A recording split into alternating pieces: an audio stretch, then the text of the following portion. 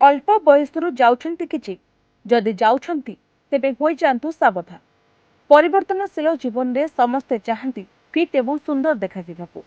आजिकाली किंतु कम बयसर पिलामानक मध्यरे ए क्रेज अधिक देखा जाउछि। एथिପାଇଁ ସେମାନେ ଅଳ୍ପ ବୟସରେ ଜିମ୍ ଯାଉଛନ୍ତି ଓ ଘଣ୍ଟା ଘଣ୍ଟା ଧରି ଝାଳ ବୋହୁଛନ୍ତି। କମ୍ ବୟସର ପୁଅମାନେ ସିକ୍ସ ପ୍ୟାକ୍, ଆବ୍ସ, ମସଲ୍ସ ଏବଂ ବଡି ତିଆରି କରିବାରେ ବ୍ୟସ୍ତ ଥିବା ବେଳେ ଝିଅମାନେ ଜିରୋ ଫିଗର ଏବଂ ସ୍ଲିମ୍ ଲୁକ୍ ପାଇବା ପାଇଁ ଜିମ୍ ଦୌଡୁଛନ୍ତି। ସ୍ୱାସ୍ଥ୍ୟ ବିଶେଷଜ୍ଞଙ୍କ ମତରେ କମ୍ ବୟସରେ ଜିମ୍ ଆରମ୍ଭ କରିବା ସାଂଘାତିକ ହୋଇପାରେ। ସଠିକ ସମୟରେ ହିଁ ଜିମ୍ରେ ଯୋଗ ଦେବା ଜରୁରୀ, ଯାହାଦ୍ୱାରା ଏହାର ପ୍ରକୃତ ଲାଭ ମିଳିପାରିବ।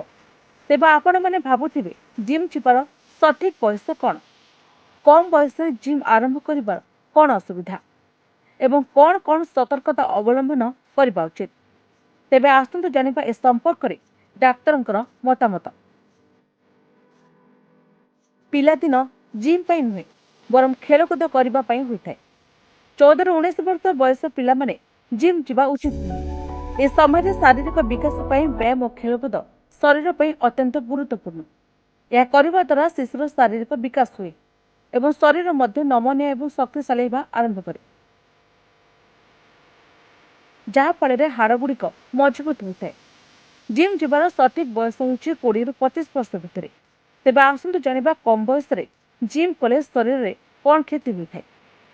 କମ୍ ବୟସରେ ଜିମ୍ ଯିବା ଦ୍ୱାରା ଏହା ମାଂସପେଶୀକୁ କ୍ଷତି ପହଞ୍ଚାଇଥାଏ ଏବଂ ଆଘାତ ମଧ୍ୟ କରିଥାଏ।